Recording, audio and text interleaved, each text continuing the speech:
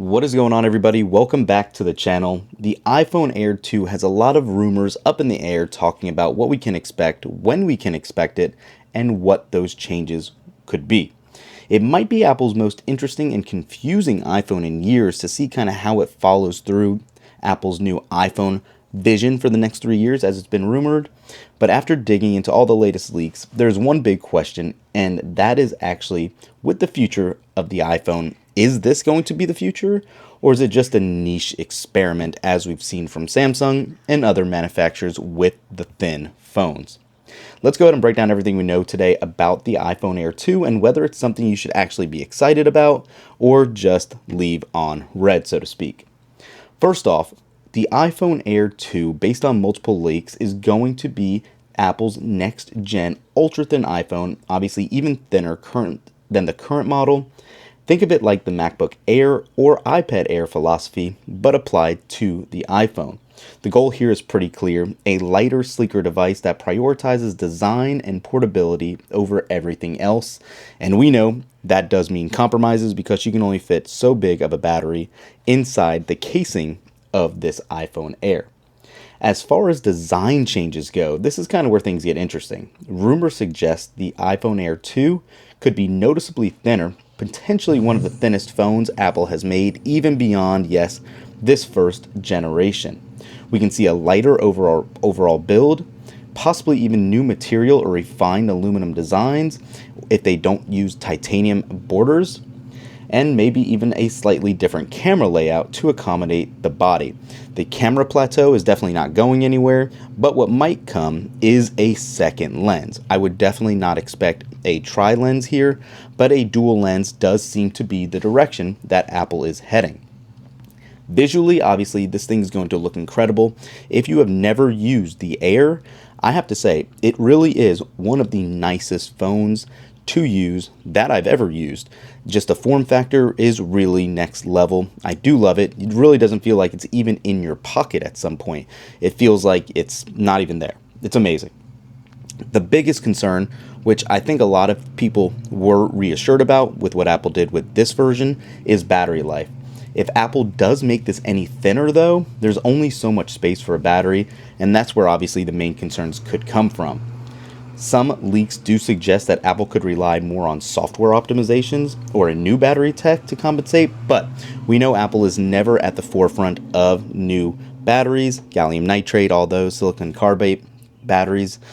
That's going to be ideal here, but unfortunately not going to happen. Most likely, those batteries are much denser. They can have more energy in a smaller form factor, but as we know, Apple could have done it for this version of the Air, and they chose not to. We'll have to see. More realistically, though, we might see shorter battery life compared to the standard iPhone or Pro models, but I wouldn't assume it to be any worse than this generation of the Air. As far as performance goes, the iPhone Air 2 is still expected to be powerful, should still get another Pro chip and everything, but where things might differ from the actual Pro levels of iPhone Pros could be obviously in performance, gaming, camera hardware, or just simply removing some features or binned processors to give it a differentiating factor from the Pros. We'll have to see. It's not going to be a Pro killer.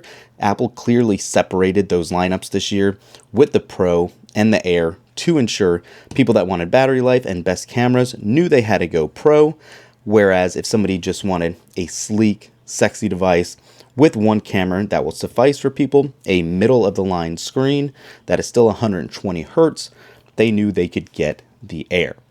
So again, that really is a perfect segue into who the Air is for. And really, if you care about the thinnest, lightest design with a premium feel and just something more modern, this could be perfect for you. But if you want, obviously, the best battery, the best camera, or maximum performance, you're still going to want to stick to the Pro models. That is not going to change at all.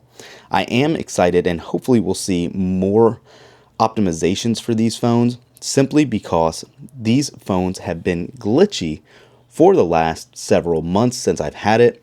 Performance is still on par with what you get from Pro models, I'll bet with a lower single core score, but it is all relatively pretty good.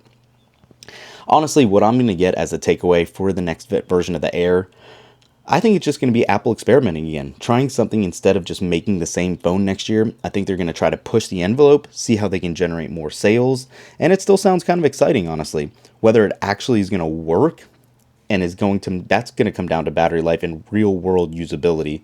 Obviously, if Apple can balance the thinness with performance again and give us great battery life, it's going to be a huge hit. I'm super excited. You guys know on the daily though, I do use an iPhone 17 Pro Max. I really wish if battery life was just a little better on the Air, this would be my daily driver. So if the Air 2 comes out, which with again rumors now, not this year, but middle of next year for a mid-cycle release, this could be the way to go. We'll have to see. We do know, don't expect this iPhone Air 2 in September. That is only going to be for the Pro, Pro Max, and new iPhone Ultra or iPhone Fold, whatever they decide to call it. So we'll be waiting a little while longer. We'll have some time for leaks, and we will get a good chance to see what Apple's come up with. Thanks for watching. We'll catch you in the next one. Peace.